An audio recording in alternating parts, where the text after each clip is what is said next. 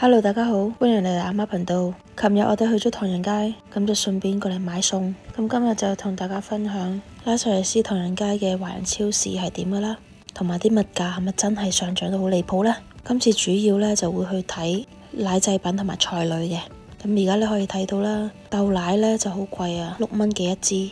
啲包呢全部做晒特價，但係呢個價錢係同一般嘅差唔多。麵粉類嘅都還可以。雖然呢度標住特價，但個價錢冇平到好多啫。最平嘅就係大豆類，1蚊7毫幾。你睇佢個 size 係縮晒水㗎。呢啲呢就係飲茶嘅小籠包啊、小酥肉啊嗰啲咯，嗰啲就貴啦。啲麵都貴咗好多啊，你可以見到差唔多7個幾啊。全部包類呢做晒特價，但係個 size 差好遠啊。最貴嘅係牛肉，6蚊幾一磅。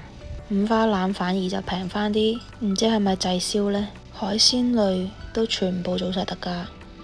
之前仲聽人哋講呢會好貴添，但係今次嚟嘅話呢就還可以啦。其實個價錢有啲類別係好貴，睇你要買啲乜嘢。好似蛋咁，佢都有做特價，但係就限住每人2盒。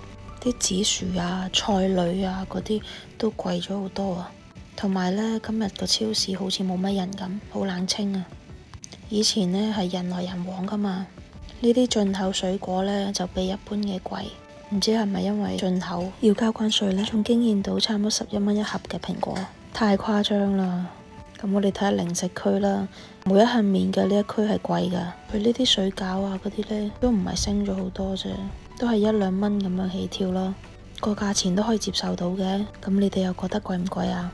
我哋而家 check out 啦，睇下最終用咗幾多錢。我哋最終都唔係買咗好多嘢咋，2包米，啲菜啊同埋啲包就用咗131蚊啦。而家閒閒地都係呢個價噶啦。我哋呢個視頻就去到呢度，下期再見，拜拜。